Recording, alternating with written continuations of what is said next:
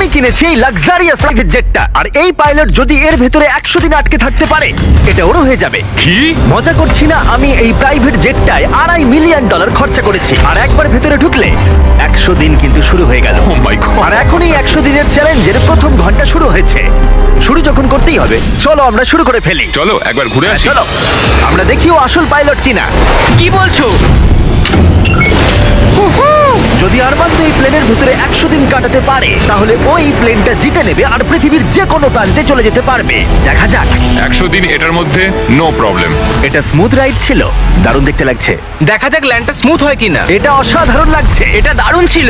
তোমার 100 দিনের চ্যালেঞ্জের প্রথম 2 ঘন্টা পেরিয়ে গেছে, কিন্তু যদি তোমার শরীরের কোনো অংশ এই প্লেনের বাইরে টাচ করে তাহলে এই ভিডিওটা শেষ হয়ে যাবে আর তুমি এই প্লেনটা হারাবে। মাটি ছোঁয়া যাবে না। Good luck. দেখা হচ্ছে তাহলে। তাহলে দেখা যাক আরমান্দ এই প্রাইভেট জেটটা জিততে পারে কিনা। এবার আমি কি করব? এটা হচ্ছে আমার অফিস আর এটা হচ্ছে আমার ডাইনিং রুম। এবার আপনাদের ঘুরিয়ে দেখাই।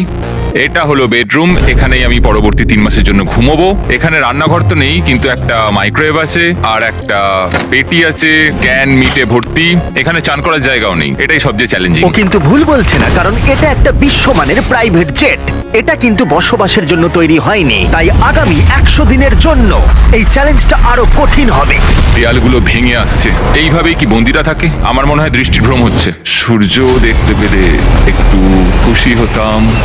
আমি আমার ফ্যামিলিকে মিস করছি। আমরা আকাশ থেকে নিচে নামছি, আমি আর থাকতে পারছি না। আজকে প্রথম রাত, আমার বিছানা এখানে নেই, তাই আমি এই চেয়ারটাকে ব্যবহার করব। Good night. এটা এখন থেকে আমার নিজের একটা প্রাইভেট জেট। আজকে দ্বিতীয় দিন। আপনাদের হয়তো মনে হচ্ছে আমি খুব আরামে আছি, কিন্তু সত্যি কথা বলতে আমার খুব একটা আরাম হচ্ছে না। আজকে দ্বিতীয় দিন, আর এটা আমাদের পার্সোনাল ইউজের জন্য ব্যবহার করার থেকে আর ভালো কি হতে পারে। চলো। আমি আর ছেলেরা ভাবছিলাম তুমি আমাদের নিউ ইয়ারকে একটা হকি গেম দেখতে নিয়ে যাবে। চলো যাওয়া যাক। তুমি যেতে পারো ভাই, আমরা তোমাকে টিকিট দেবো। এটা কোনো ট্রিক নয় তো? এরা প্লেন থেকে নামলে তুমি হেরে যাবে, কিন্তু তুমি গেম দেখতে যেতে পারো। ঠিক আছে, হ্যাঁ, চলো। মানে তাই ও আমাদের হকি গেম দেখতে নিয়ে গেল, কিন্তু যখন আমরা ল্যান্ড করলাম, নিয়ে আসার জন্য ধন্যবাদ। আমি গেমটা দেখতে যেতে পারবো না, কারণ আমাকে ভেতরেই থাকতে হবে। ও!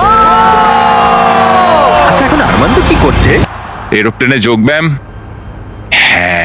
এই প্রাইভেট জেটে করে হকি খেলা দেখতে যাওয়াটা এতটাই অসাধারণ ছিল, তাই আমি আর ছেলেরা পরের দিনে অন্য একটা প্ল্যান করলাম। আমাদের ফ্লোরিডার মায়ামিতে নিয়ে যাবে। অবশ্যই নিয়ে যাবো। আর এটাই এই প্রাইভেট জেটের মালিক হওয়ার বিশেষত্ব, কারণ আমরা যা খুশি তাই করতে পারি। ঠিক আছে টিম, ওয়েলকাম টু মায়ামি। চলো সবাই মিলে একটু মজা করা যাক। পরে দেখা হচ্ছে। আমার সত্যিই ভালো লাগছে যে ওরা এই জেটটাকে ইউজ করছে। আরো ভালো লাগতো যদি আমি আমার স্ত্রী আর মেয়ের সাথে কথা বলতে পারতাম। আমাকে আরো 96 দিন এখানে থাকতে হবে, আশা করছি আমি করে নেবো। আজকেই প্রথম দিন যখন আমি সকলকে ছাড়াই প্লেনে থাকছি। আমাকে একটা রুটিন তৈরি করতে হবে। তাই আগামী কয়েকদিন ধরে আরমান্দ এক্সারসাইজ করবে। Crab walk. ও, আমি যতটা ভেবেছিলাম তার থেকেও বেশি খাটতে হচ্ছে আমায়। মাইক্রোওয়েভে রান্না করা, সকালের জন্য মিক্সড ভেজিটেবলস। স্নান না করে পরিষ্কার থাকা। নিজেকে পরিষ্কার রাখার একটাই রাস্তা আছে, এই ডুড ওয়াইপ গুলো ভালো করে পরিষ্কার করে নিতে হবে নিজেকে। আর ঘুমানোর জন্য একটা জায়গা খুঁজে বার করা। আমার বিছানার অবস্থা খুবই বাজে, সোফাটায় শুলে খুবই ঘাড়ে লাগছে। এটাই প্লেনের একমাত্র জায়গা যেখানে আমি লম্বা হয়ে শুতে পারি। কিন্তু এত কিছু করার পরেও আরমান্দ স্বস্তি পেল না। আমার চুপচাপ বসে থাকতে ভালো লাগছে না, আমার প্লেনটা ওড়াতে ইচ্ছা করছে। আর তাই পরের দিন সকালে ও ঠিক এটাই করলো। আমি কখনো এইভাবে একটা জেটের চাবি পাইনি। যেখানে খুশি যাব। আমি নায়াগ্রা ফলস যাব, আমি ওপর থেকে নিচে সকলকে দেখবো। এটা দারুণ। আমি এরকম সিনারিও আগে কখনো দেখিনি। আমরা নায়াগ্রা ফলসের 4000 ফিট ওপরে রয়েছি। কোনো জেট প্লেন এত উঁচুতে আসেনি। এই প্লেন চালাতে 2 জন পাইলটের দরকার হয়, আর আমার সাথে একজন দারুণ ক্যাপ্টেন রয়েছেন। সবথেকে ভালো সত্যি সব থেকে ভালো। হ্যাঁ, আরমান্দ না পারলেও ওর কো পাইলট কিন্তু প্লেন থেকে নামতে পারতো। আমার পৃথিবীটা এখন এখানেই শেষ হচ্ছে। আর যদিও সে প্লেন থেকে নামতে পারছিল না, তাই 10ম দিনে আমি একটা লুপ হোল তৈরি করলাম এটা চেঞ্জ করতে। ও! জিমি! আমি চিৎকার করলাম, তুমি ভয় পেলে না? না, গত 10 দিন কেমন কাটলো বলো? জিমি, এখানে শাওয়ার নেই, বিছানা নেই, এখানে কোনো রান্নাঘর নেই, তাও চালিয়ে নিচ্ছি। হ্যাঁ, আমি ভাবছিলাম ও এই কথাটাই বলবে, তাই ওর জন্য একটা সলিউশন আনলাম আমি। প্রত্যেক 10 দিন অন্তর আমি একটা করে অফার দেব এই প্রাইভেট জেটে। যদিও এই অফার নেওয়াটা তোমার ইচ্ছার উপর, তুমি এই দুটো কোঅর্ডিনেটস এর ভেতরে চুজ করতে পারো, যেটা তোমাকে $50,000 সহ রানওয়েতে নিয়ে যাবে, অথবা আলফা জিনিসগুলো নিয়ে এসো। আমি তোমার প্রাইভেট জেটে একটা শাওয়ার লাগিয়ে দিচ্ছি, কিন্তু ডিসিশন নেবার আগে আমি তোমাকে বলবো শাওয়ারটা একবার দেখে এসো। আর যেহেতু এটা তোমার জেটের একটা এক্সটেনশন, তুমি এর ভেতরে ঢুকলে এলিমিনেট হবে না। গিয়ে দেখে এসো। ও, এটা তো সত্যি একটা শাওয়ার। তোমার দরকার না থাকলেও এখানে শ্যাম্পু রাখা আছে। হ্যাঁ, এটা শুধুমাত্র একটা শাওয়ারই নয়, এটা একটা বড় জায়গা। এখানে আমি দাঁড়াতে পারবো, এটা দারুণ। এবার সিদ্ধান্ত নেবার সময়। 90 দিনের জন্য শাওয়ার নাকি $50,000 ক্যাশ, কোনটা তুমি চাও? 90 দিনের জন্য শাওয়ারটা ভালো, কিন্তু আমি ক্যাশটা নেব। ও কি, ও মাই গড, আমি উঠতে চাই, প্লেনটা উঠতে চাই। চলো নিয়ে নি। আমার বিশ্বাস হচ্ছে না ও শাওয়ারকে না বললো। $50,000 এনজয় করো। অবশ্যই করব। আর এখন আমি এই স্পেসিফিক পাইলট সম্পর্কে ভাবছি যে ওর জন্য শ্যাম্পুর অফারটা একেবারেই ভালো ছিল না। এই কোঅর্ডিনেটটা অবধি পৌঁছতে পারলে আমি $50,000 ক্যাশ পাবো। তার মানে এই $2.5 লাখ জেটটা ছাড়াও আরমান্দো এই চ্যানেলের সব থেকে বড় পুরস্কারের বিজেতা হতেই পারে। $50,000 চান না করার জন্য আর কিছু চাই না। আমার আজকে রাতে সবচেয়ে বড় প্রবলেম হলো আমি এই $50,000টা কোথায় রাখবো। তো এটা আমার পরিবারের খুবই কাজে লাগবে। আমি এবার ঘুমোতে পারবো, সারা রাত টাকার সুন্দর গন্ধ শুকবো। এই চ্যালেঞ্জে আমার সবচেয়ে অদ্ভুত কাজ হলো আমি কি করে এতগুলো টাকাকে অল্প টাকায় পরিবর্তন করে এই প্লেনটার ভেতর সাজিয়ে রাখবো। আমার নিজেকে এখন কোটিপতি মনে হচ্ছে। আমি এবার টাকার উপর ঘুমাবো। $50,000 হয়তো ওকে ঘুমোতে সাহায্য করেছিল, কিন্তু আরমান্দোর মাথায় নতুন একটা চিন্তা এলো। আমি যদি ওই জেটের চাবিটা পাই, আমি সেটাকে নিয়ে ঠিক কি করব? এটাকে আমি বেছে দেবো নাকি এটাকে রেখে দেবো? আরমান্দোর মতো পাইলটের কাছে এই জেটটা জেতা একটা স্বপ্নই বটে, কিন্তু একটা সমস্যা ছিল। আমি একটু হিসেব করে দেখলাম, এই চ্যালেঞ্জটার পর আমাকে যদি প্লেনটা 3 মাসের জন্য রাখতে হয়, হ্যাঙ্গারের জন্য $8,000 খরচ হবে, ইন্স্যুরেন্সের জন্য $10,000, মেইনটেনেন্সের জন্য $30,000। হ্যাঁ, এটা সত্যি যে এই প্রাইভেট জেটটার দাম পরে বেড়ে যেতে পারে। তাই এই ভিডিওতে ও এই $2.5 মিলিয়ন ছাড়াও আরো বেশ কিছু পুরস্কার জেতার সুযোগ পাবে, যেটা শেষে বোঝা যাবে। তাই ও যদি এই জেটটা জিততে পারে, তাহলে ও এটাকে মেনটেন করতে পারবে আর পরিবারের স্বপ্ন পূরণ করতে পারবে। আমি এখন বসে বসে ভাবছি আমার পরিবার আর আমার বন্ধু সবাই মিলে এই প্লেনটায় করে দারুণ দারুণ জায়গায় আমরা ঘুরে বেড়াচ্ছি। আমি সেটাই ভাবছি। আমার মনে হচ্ছে আমাকে জিমির থেকে এখন অনেকগুলো টাকা জিততে হবে। আমি এখন এটাই ভাবছি যে মিলিটারি সার্ভিসটা আমায় অনেক কিছুই শিখিয়েছে। ওখানে আমি খুব এক্সাইটেড থাকতাম আর খুব হ্যাপিও থাকতাম, কিন্তু তারপর আমার মোহভঙ্গ হলো আর আমি আমার জীবনকে ঘৃণা করতে শুরু করলাম। তারপর আমি আবার একটা আশার আলো দেখতে পেলাম। 14 দিন হলো এই চ্যালেঞ্জের 2 সপ্তাহ হলো আরমান্দো নিজের মতো থাকার চেষ্টা করছিল। খাবারটা দারুণ হয়েছে।